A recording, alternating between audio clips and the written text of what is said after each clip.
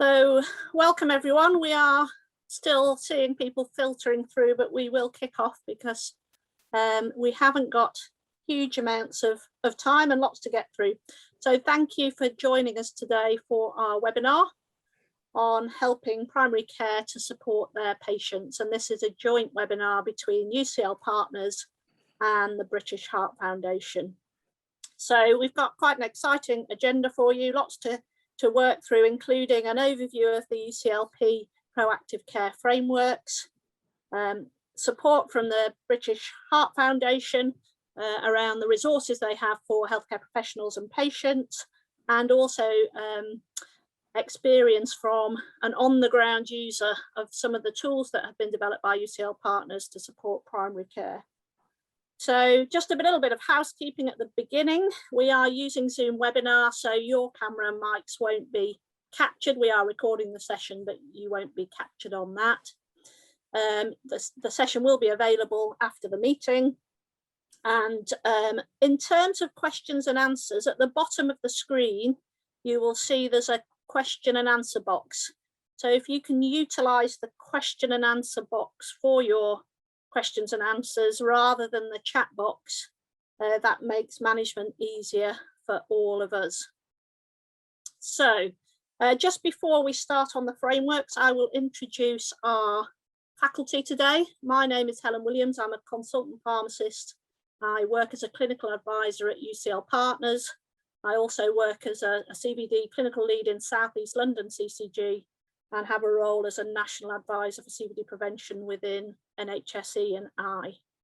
So we're joined today by Matt Kearney. Now Matt is a GP by background and has really driven the development of the UCLP frameworks, challenged all of us in UCLP to think differently about how we deliver better care for our patients, and how we really support primary care to do it in new and innovative ways. And he'll be speaking later about really his vision for how these frameworks have developed.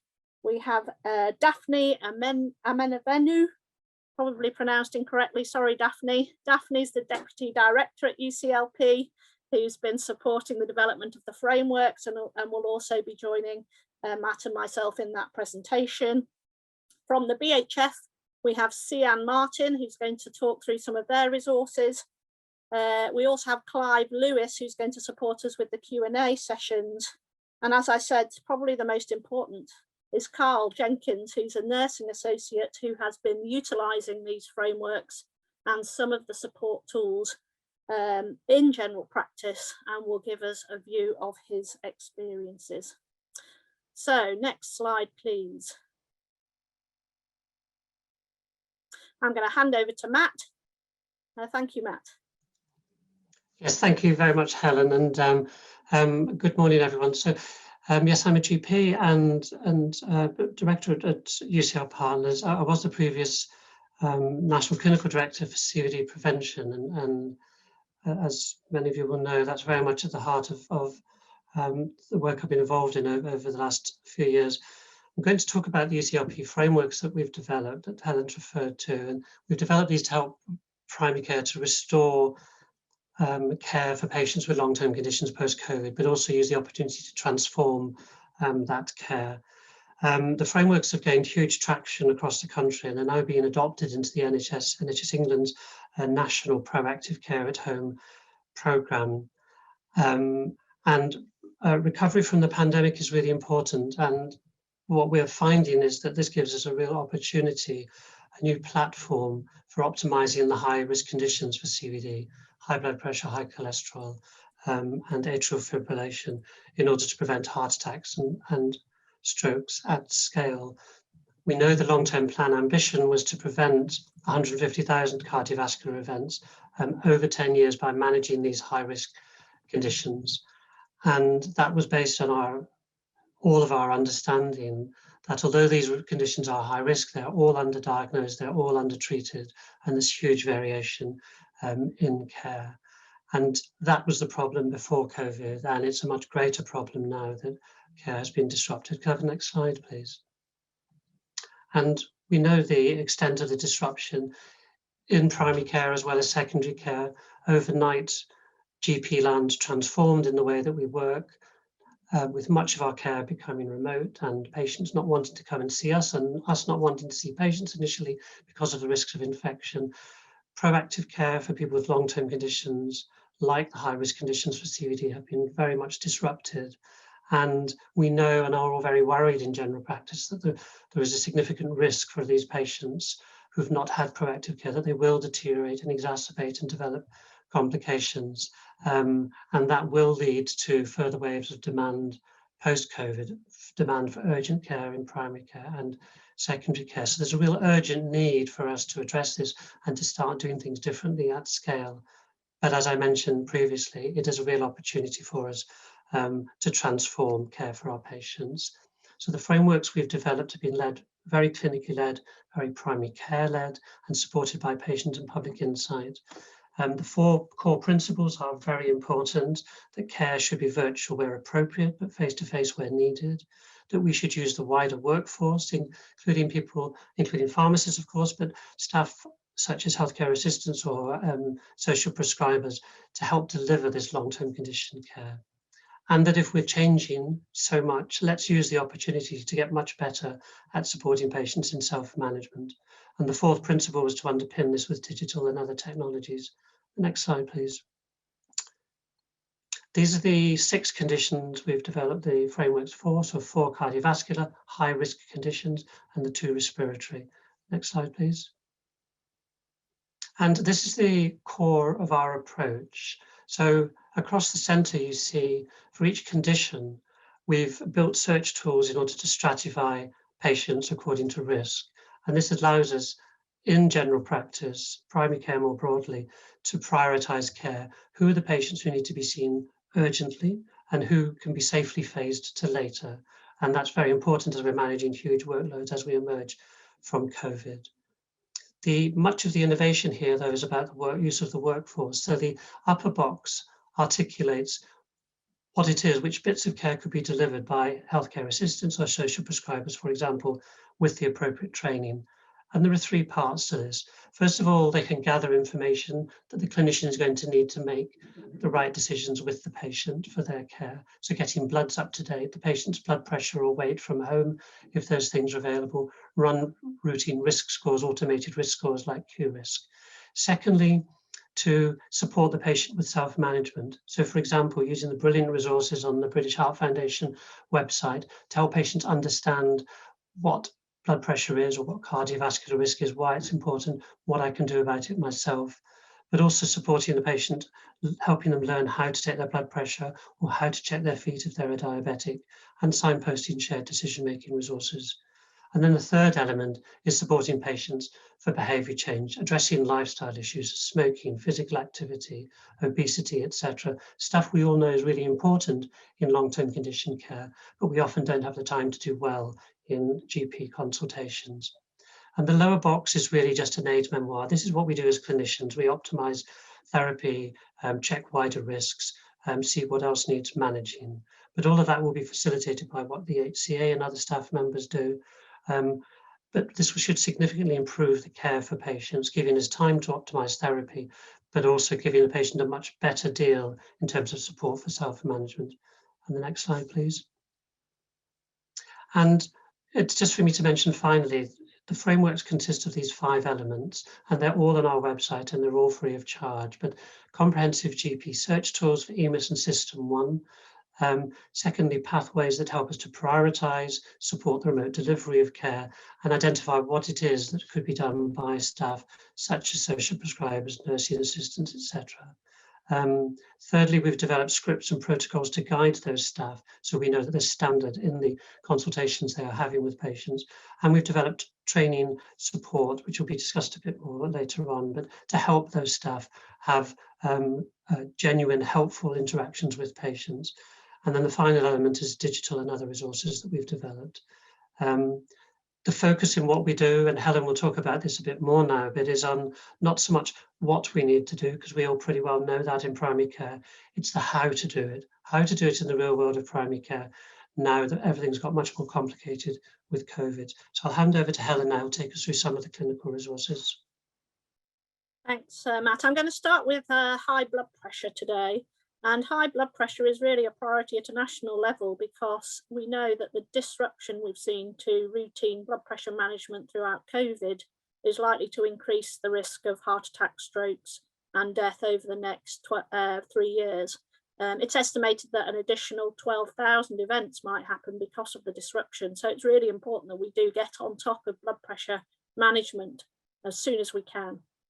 So as Matt said, the frameworks include a lot of different elements, and I'm showing you the pathway today, but it's important to hold in your mind that all of the other elements underpin these pathways. So the first thing is the searches that we can run on Emis and System 1, and they will throw up patients into these priority groups. And the priority groups in red, orange and yellow there are those that might need prescribing intervention. So essentially patients with poorly controlled blood pressure based on their last recorded blood pressure reading in the practice. And those at the green end are those that were well controlled in terms of their blood pressure at the last recorded reading. So patients are initially sorted by the searches into those cohorts, not just based on blood pressure alone, but based on other risk factors and ethnicity. So Black and minority ethnic groups are increased in their priority because we know that there is an association with increased risk of events. And clearly there's also some patients in the system that haven't had recent blood pressure readings. So important that we capture those and don't let them fall through the net. Now, at any one time, a certain proportion of patients will sit in those groups that require prescribing intervention, but actually more than 50% of the population will sit in priority 4, so not necessarily needing prescribing intervention. And that's where the scripts and the support tools come in for healthcare assistants or other staff within the GP environment.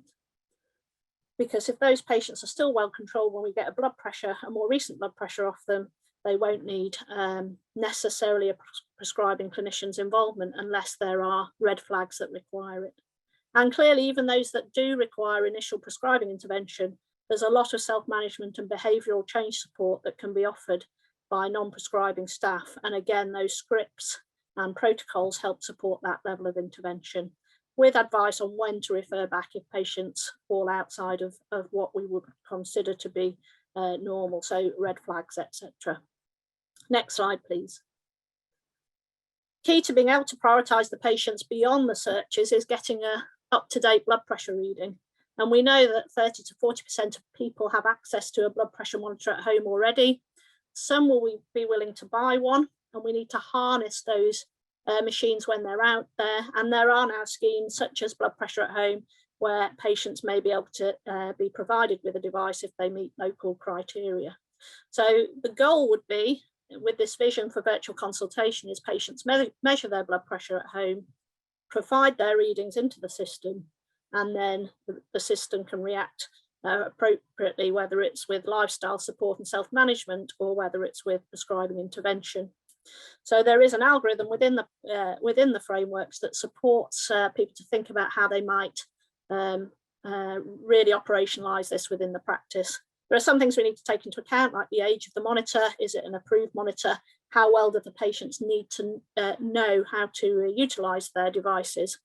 But in principle, it's a pretty simple concept of having a patient with a blood pressure monitor at home and working out a system for submitting their own home blood pressure readings. Realizing, of course, that won't work for everyone, and we need to have face-to-face options for people who don't want to monitor their own blood pressure or can't for whatever reason, maybe cognitive function or dexterity, etc. Important to also bear in mind that those patients with atrial fibrillation, an irregular pulse might be picked up through the monitoring process, and we need a pathway to ensure that they are also appropriately managed. Next slide, please. So just to think about the practicalities of the implementation, this is the searches run at a PCN level. So a PCN of 160,000, so pretty big PCN, and a hypertension register of 20,000 patients.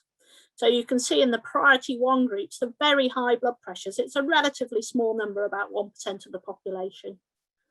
Priority 2, so uncontrolled blood pressure with other risk factors in general, it's around 20% or so of the whole hypertensive population. And then probably the most important numbers for reassurance is that priority 4 group. So patients who actually last recorded blood pressure was well controlled. And that's over half, sometimes up to 60% of the total practice population.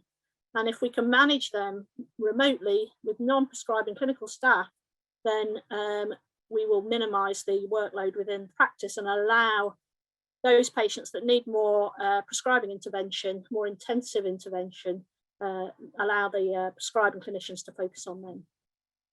So next slide, please. So I've got a couple of cases. I'm going to run through them really quickly. So we've got one patient thrown up by the search into priority group 2. He's a 56-year-old Black Caribbean bus driver. His hypertension has been diagnosed for 8 years. His last blood pressure was poorly controlled in January 2020 at 166/98.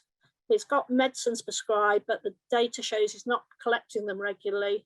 His BMI's up and he's not on a statin.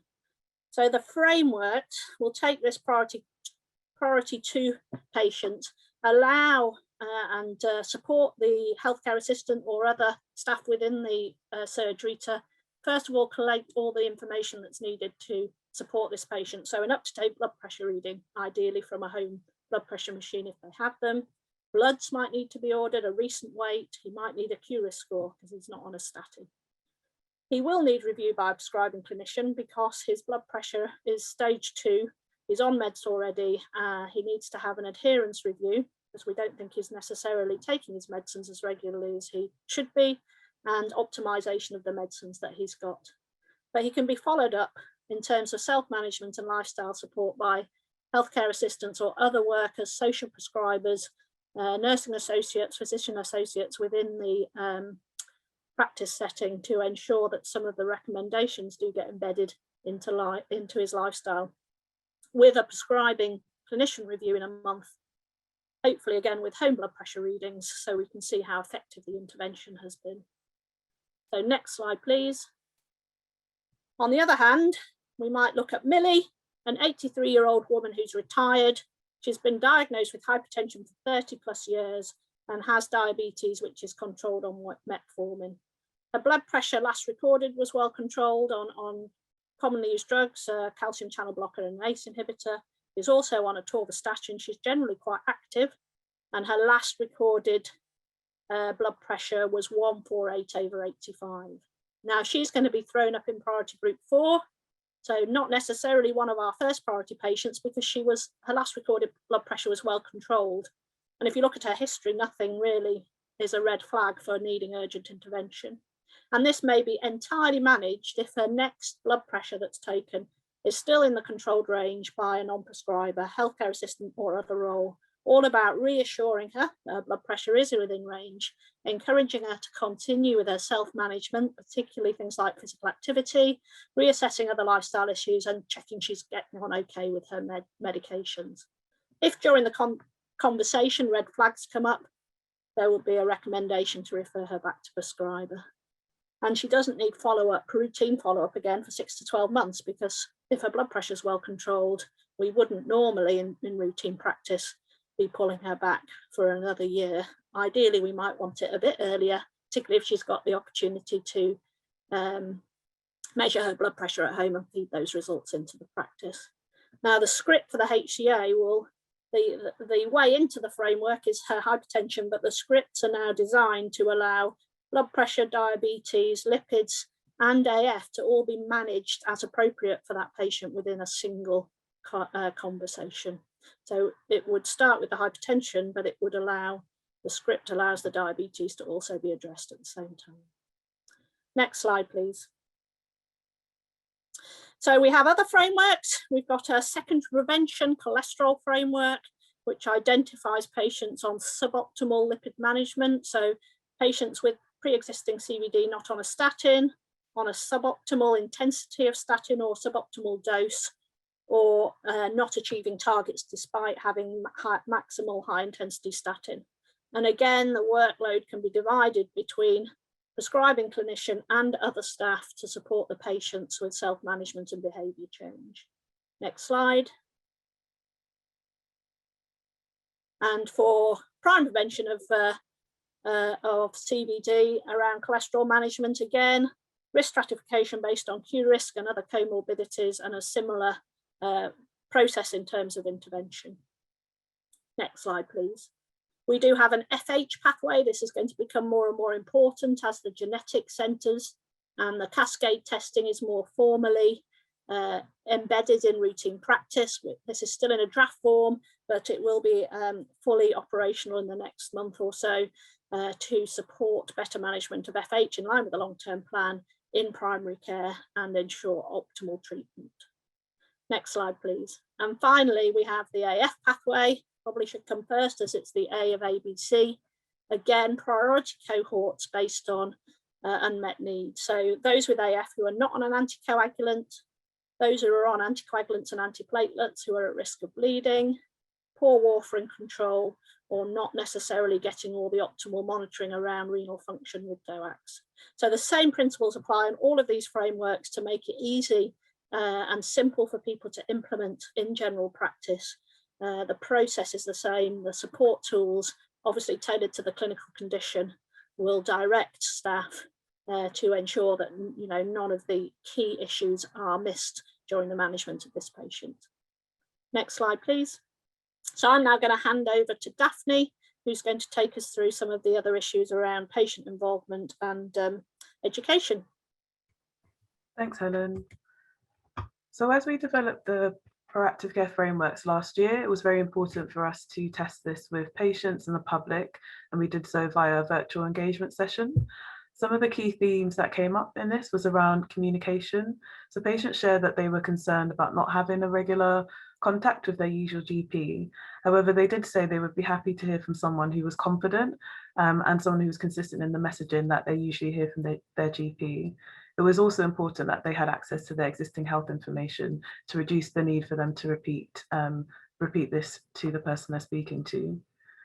It was important to take a holistic approach. So patients spoke about wanting a support offer that considers more than just a specific condition, which was the reason for the call, and that took into account a person's wider mental and physical well-being.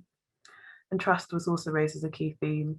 So patients were concerned about the risk of fraud or breach of confidentiality when being contacted, and they asked that they shared that it would be helpful to have a single number or named person to call if they did need urgent support.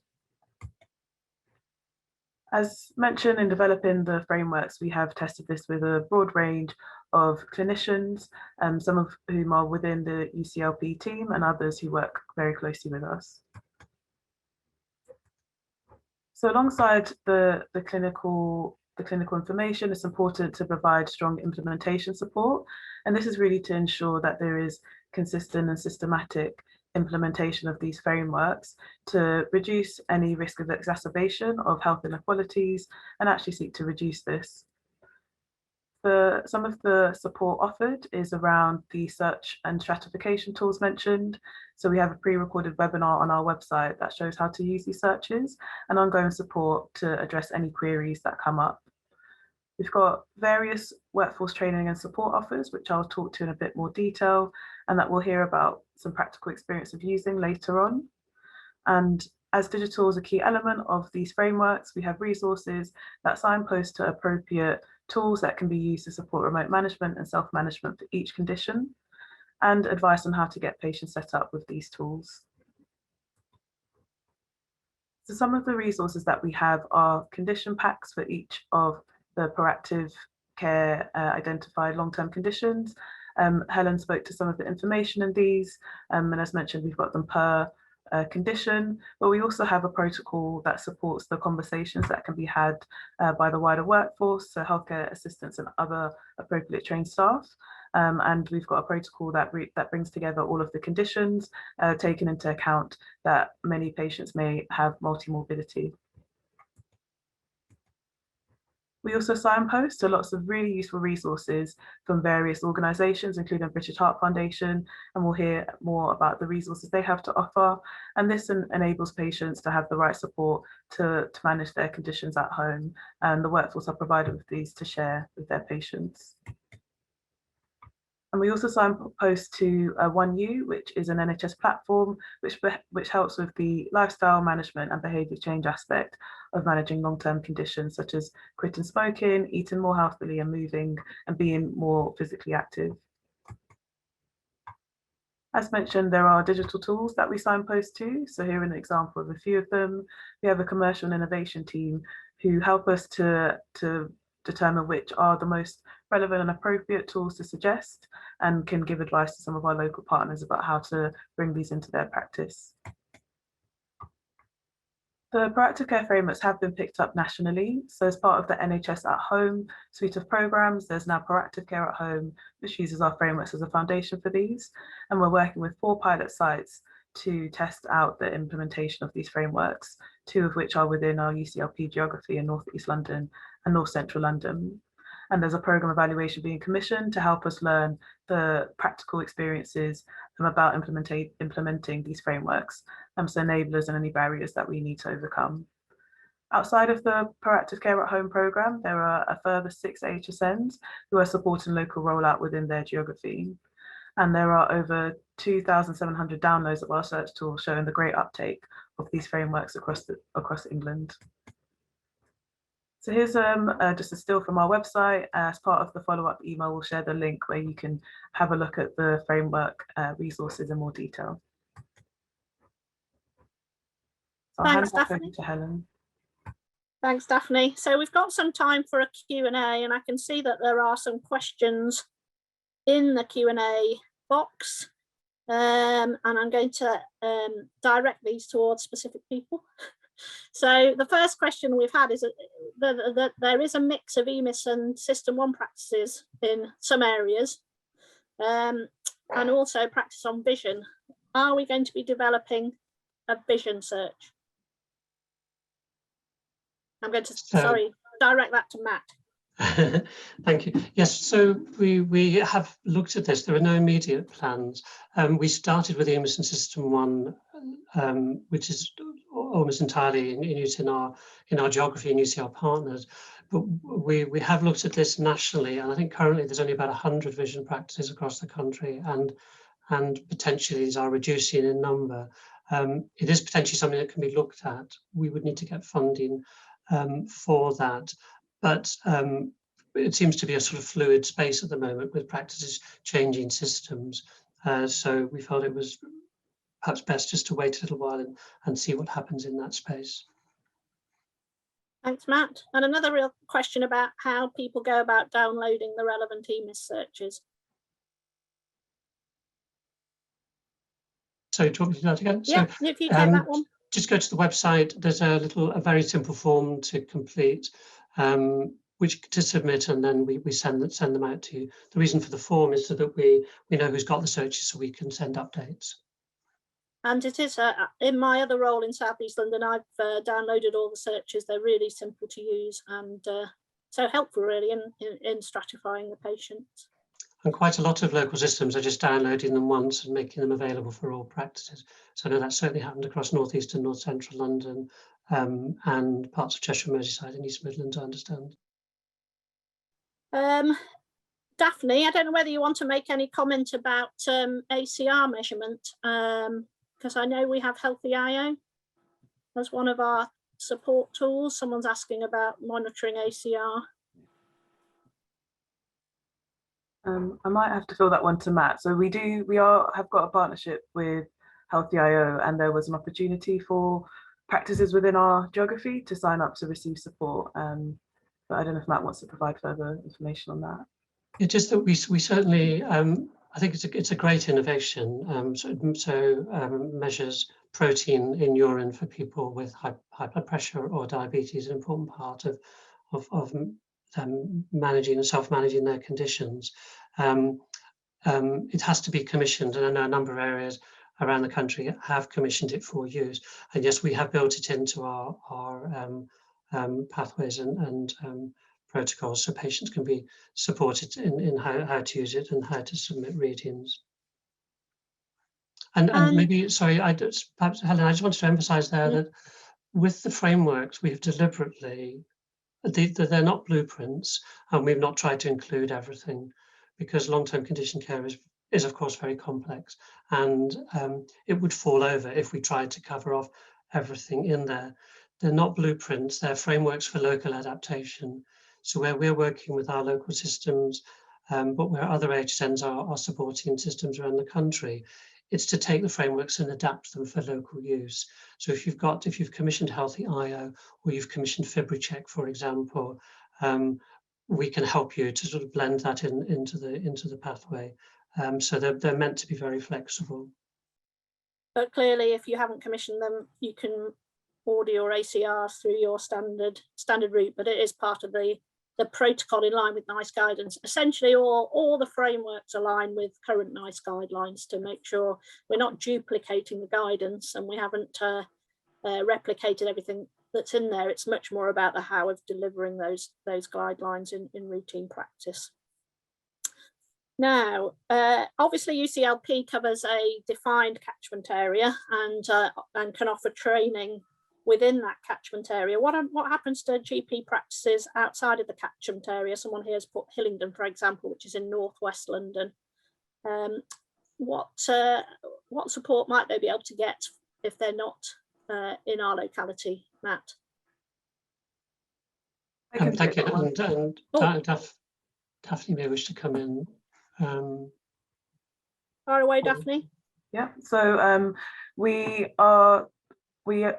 can signpost to the relevant academic health science network in your geography to provide the relevant support. So I think Hillingdon would probably be Imperial College Health Partners, and they are one of the 6 HSNs who are supporting rollout of the frameworks. And we have a kind of live relationship with them there. So there is support still available, just not provided directly by UCLP.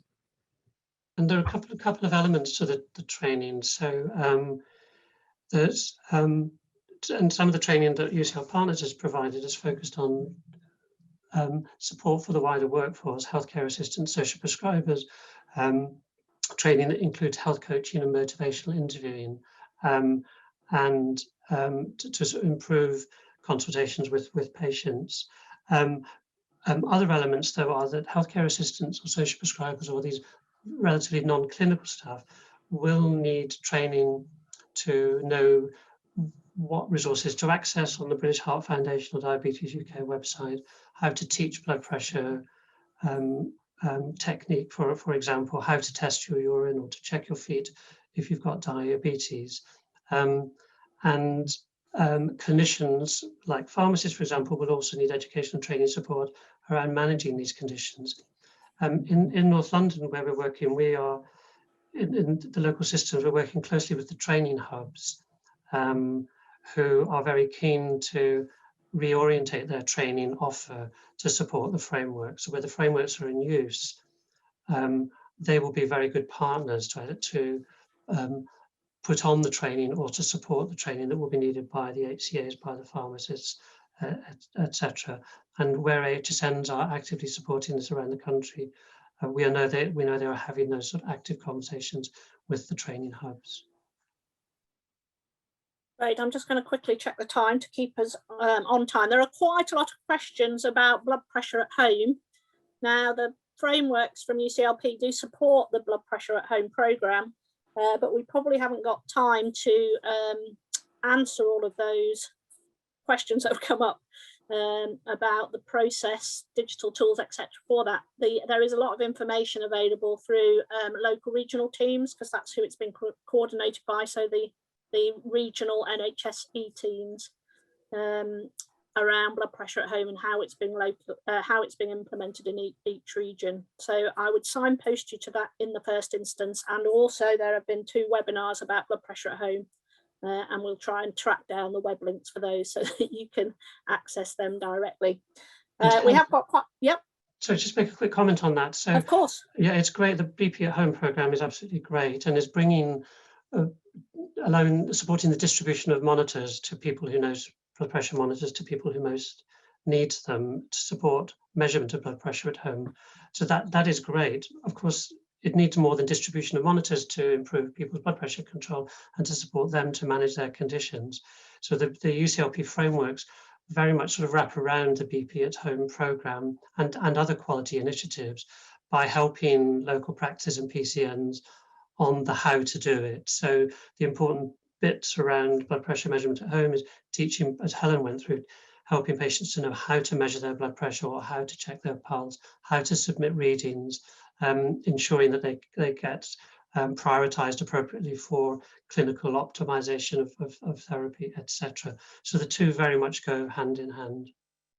And the previous phase of the BP at Home programme, the criteria for use of the devices was quite restricted because of the funding that was gained for it. But from now onwards, there's going to be a further 200,000 devices coming through to the system. And actually the recommended prioritisation is the UCLP framework for that wider cohort. So no longer as restricted as it was to clinically extremely vulnerable patients. So good news on that front as well.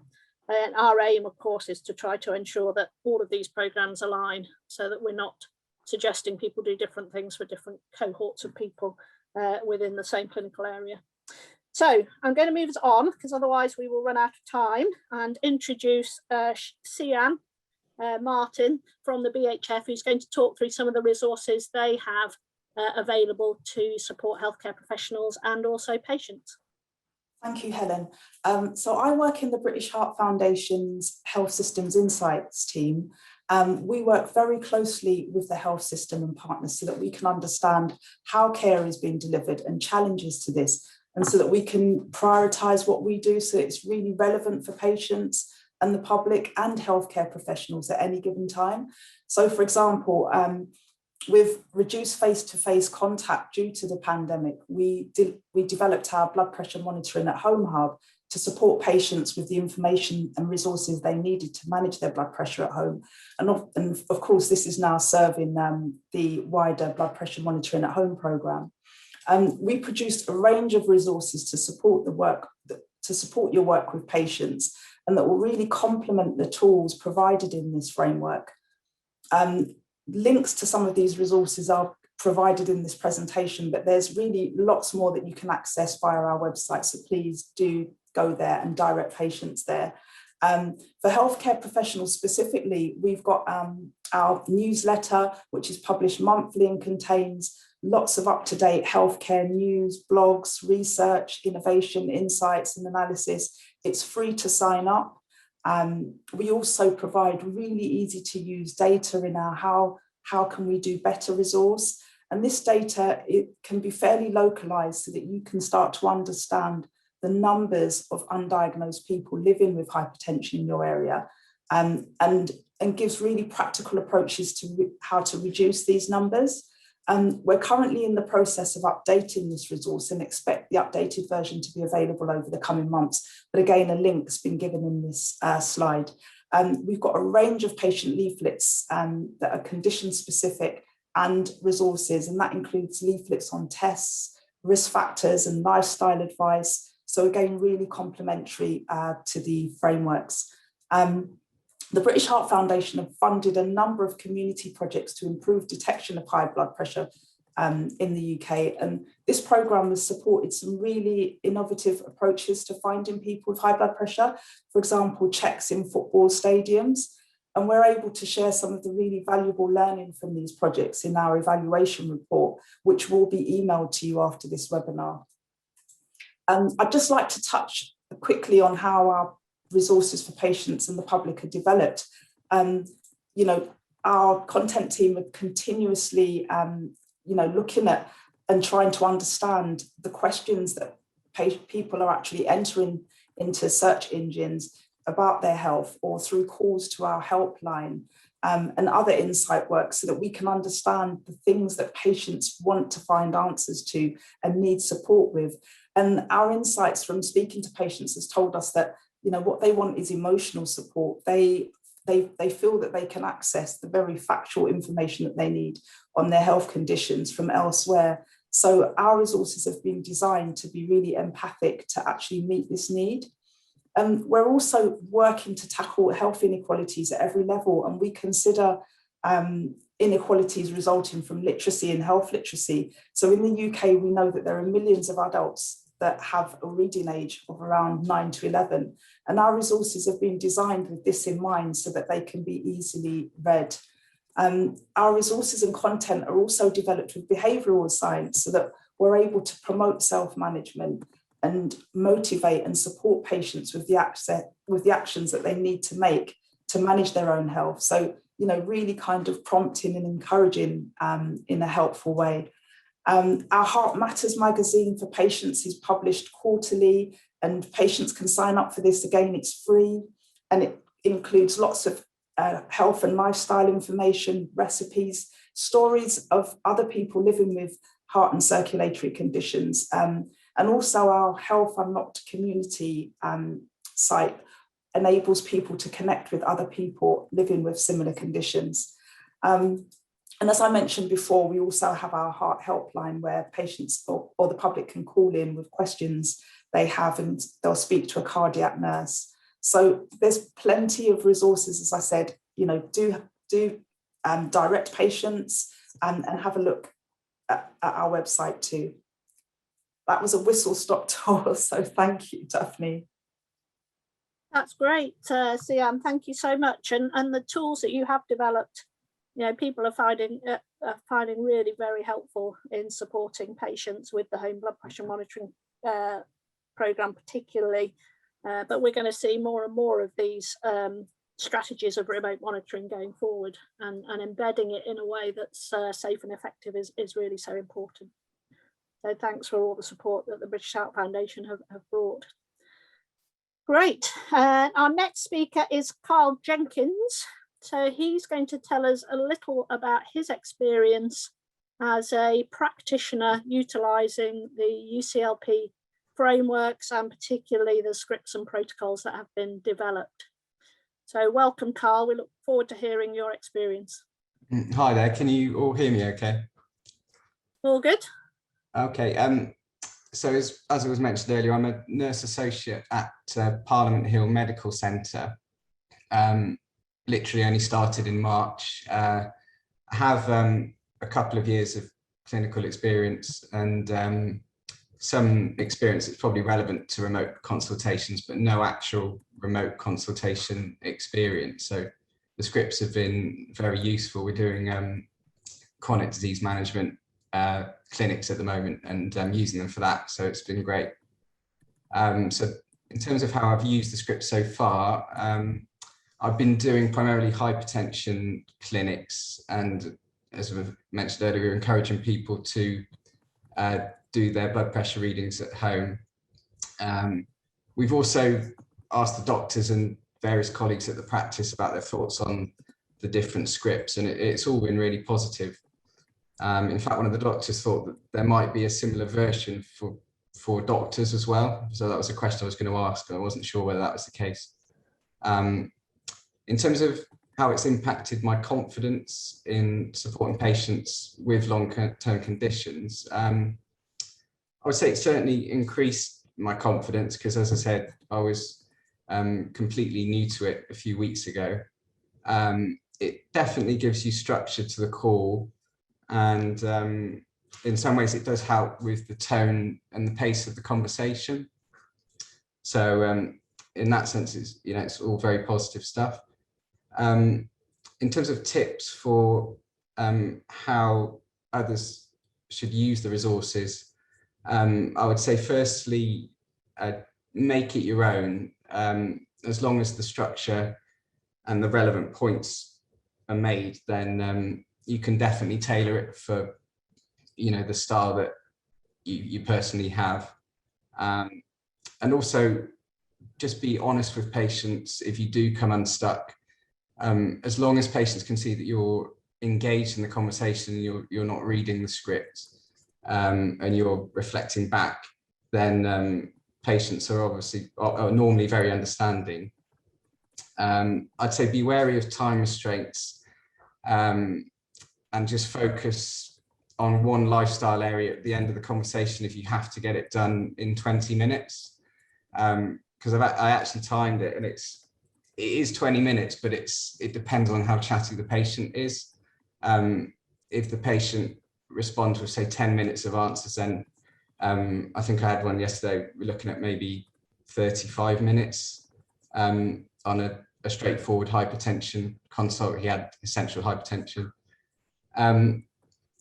Some patients won't be able to learn the clinical skills remotely, possibly quite a few. I'm finding it very difficult to, and it might just be my own experience, but very difficult to explain how to get the radial pulse on a remote call. Possibly video would be easier for that. But yeah, if you do have to teach anything clinical that requires that, you know, physical, something that they need to do physically, then it is quite challenging. And the feedback from patients that have used the scripts, well, to be honest, I'm hoping anyway, most of the time they don't realise that I'm using a script. The conversations have been productive, and nearly always they've revealed something that's new, you know, that's not in their consultation notes. Things I'm finding that have been revealing are, you know, people aren't taking their meds. Like yesterday, one guy was meant to be on amlodipine, but he thought it was okay to miss a month's worth of doses if he just checks his blood pressure every now and again. So they're always revealing, but finally, I would just like caution about the lifestyle section, because it's great, but it's really only an introduction to talking about the lifestyle, because there isn't really enough time. But as I said, it certainly does always pick up red flags if they are there, and then, you know, start a conversation and just improve the relationship with the patient. Does anyone have any questions?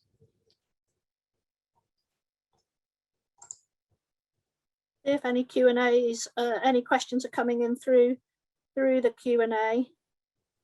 So was it quite easy to adopt a script? Did you find it quite challenging? Because it's sometimes quite hard if you feel other people are putting words in your mouth that you wouldn't necessarily use. Yeah, there are some words on the script that I probably wouldn't ordinarily, or the phrases that I wouldn't ordinarily use. So I've adapted that a bit. But it's more for me, it's more the structure of the script and the headings, and just making sure I include everything, because I do waffle on actually sometimes with patients, because I'm always quite interested in them, and they do often go off at a tangent. So the script, if I've got it on the screen, it always brings the conversation back. But I think as I get more experienced, you know, these remote consultations will get quicker and slicker, because I'm still, you know, we've got Emis here, and ideally I want to just have the remote consultation, you know, write the notes on Emis, get everything done all within the 20 minutes, but not quite there yet. It's always a challenge to do that holistic approach within a context of a restricted time consultation. But I think everyone struggles with that. Yeah, and sure. Helen, yeah, just to come in, Carl, I think that was such great insight to hear, actually, and your comments really, well, it's the real world that you're describing, and I'm sure it's something you do anyway, but it's often difficult to fit everything into one consultation, and I guess what we do is phase things, and well, if we can't cover everything today, we make a note and we'll spend a bit more on that one next time, and I think that's absolutely fine. That's just real world, isn't it? And we can't be too prescriptive about this, because patients often have other things they need or want to cover. So yeah, I think that's a very reasonable approach. Great, and I think really good to hear that you have worked out a way to sort of adapt it to your style, because clearly it's intended to support your consultation style, not to dictate how you consult with patients.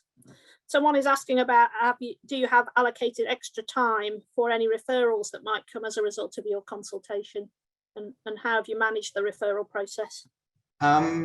So at the moment, what we've done is I have acute clinics and chronic disease management clinics, and I've given myself half an hour for the remote consultation. And then at the end of the clinics, we've got some appointments booked for kind of follow-up bloods and things if needed, because I'm going to be doing the diabetes one as well. But I suppose we don't really have, well, at the moment, I haven't really got that much time. If there were a bunch of referrals to do as a result of the telephone call, it would and I just needed the 30 minutes, it would be a bit tight.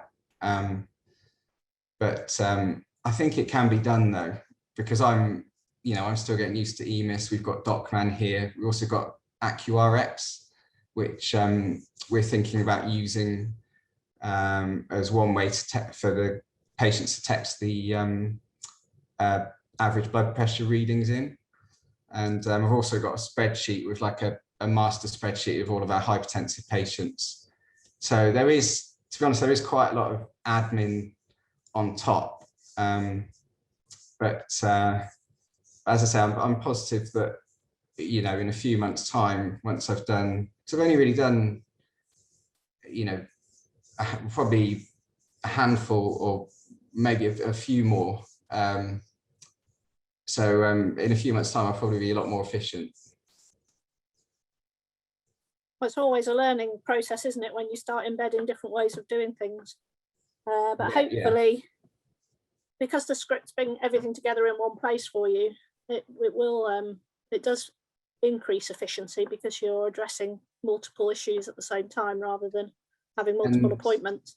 Yeah, and the other thing is at the end, obviously, we direct people to the resources. So we're going to try and put a link on our website or a page of links on our website to each, essentially just the pages on the end of each script, just with the various resources.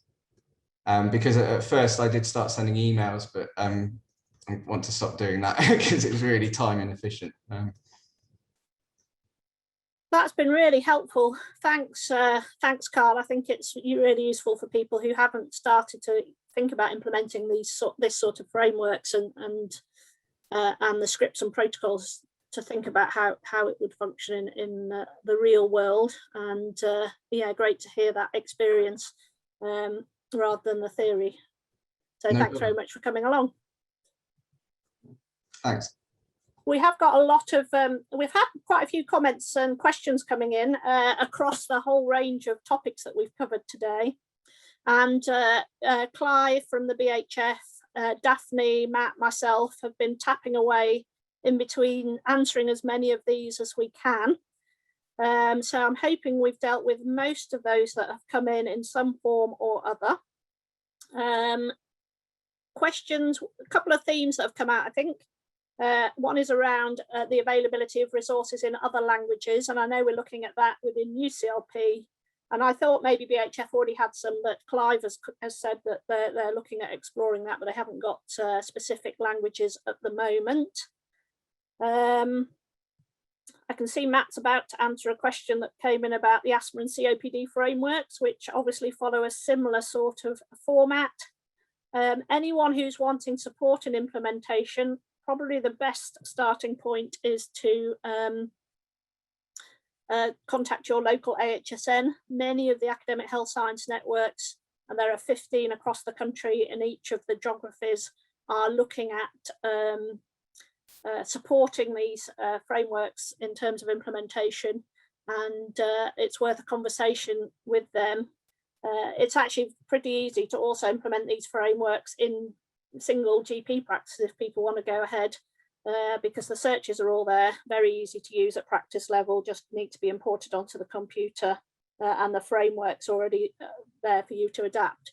But clearly, efficiency wise, it'd be nice to get it done at a PCN or a CCG level to minimize the sort of duplication of effort of implementation.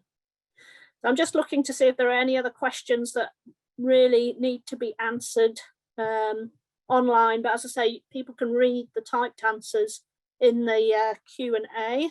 Another quick look through. I can't see anything that we haven't managed to answer, or something that's so repetitive that we need to answer it. We popped the UCLP website address. If you Google UCLP Proactive Care Frameworks, it will come up as well. And within that, you can download the frameworks, slide sets, the scripts, and ask for access to the Emis and the System 1 searches. So they're definitely available, and also obviously contact details for us if you have any particular issues. So the next bit of the session is really some questions from you, and someone's going to do something magic now with some poll questions for you to answer.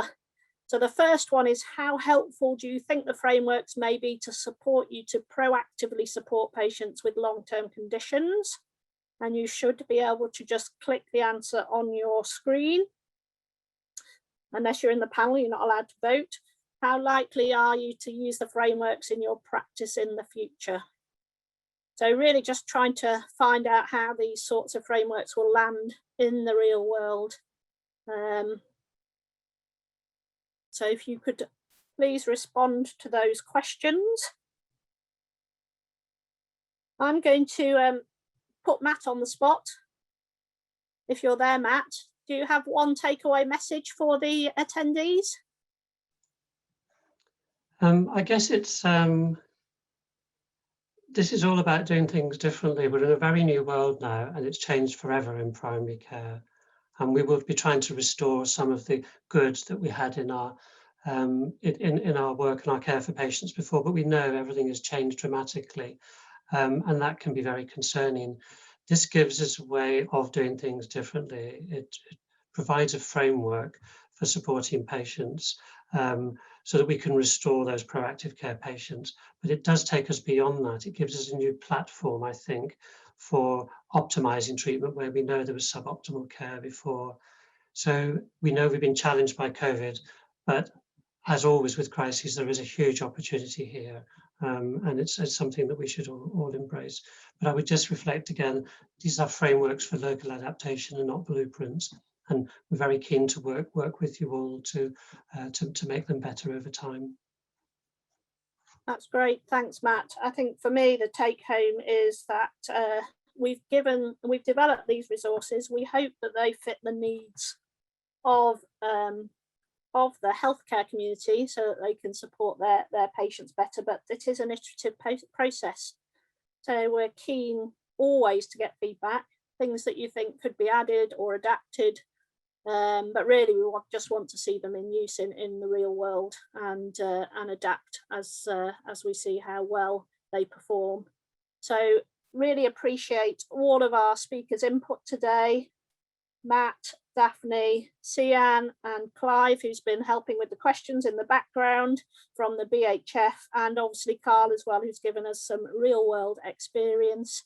The slides and the recording will be available if people want to view it in future. And it just remains for me to say thank you so much for your attention. And we look forward in future to hearing your experiences in using the frameworks and supporting your patients to improve their outcomes. Thank you very much. Thank you. Thanks.